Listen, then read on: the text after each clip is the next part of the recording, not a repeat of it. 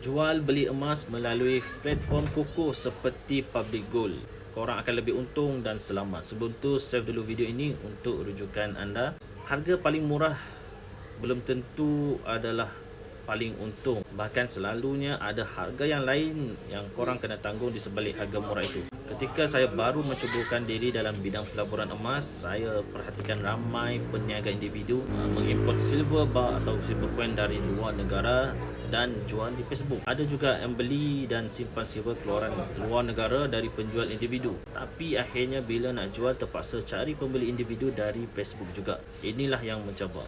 Masa tu hanya mudah dapat pembeli jika kita jual sedikit diskaun harga. Selepas beberapa tahun bila pasaran silver kurang merangsangkan, penyimpan silver terpaksa jual dengan harga diskaun lebih 50% baru dapat pembeli. Saya boleh katakan sekarang ni tak ada pembeli silver kecuali Public Gold. Pembeli silver lain boleh dikatakan lenyap terus dari pasaran. Sebenarnya bukan saja silver, penyimpan emas pun menerima nasib yang sama.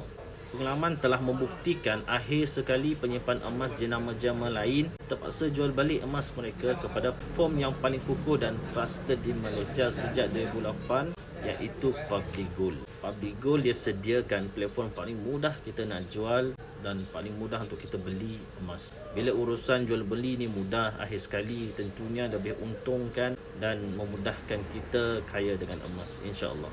Kalau anda nak mula simpan emas dan senang jual, senang beli, tengok video 5 langkah untuk mulakan simpanan emas. Buka akaun emas GAP, senang 100 pun dah boleh simpan emas. Jangan lupa follow dan komen jika ada pertanyaan. Dan untuk lebih banyak ilmu kewangan dan emas.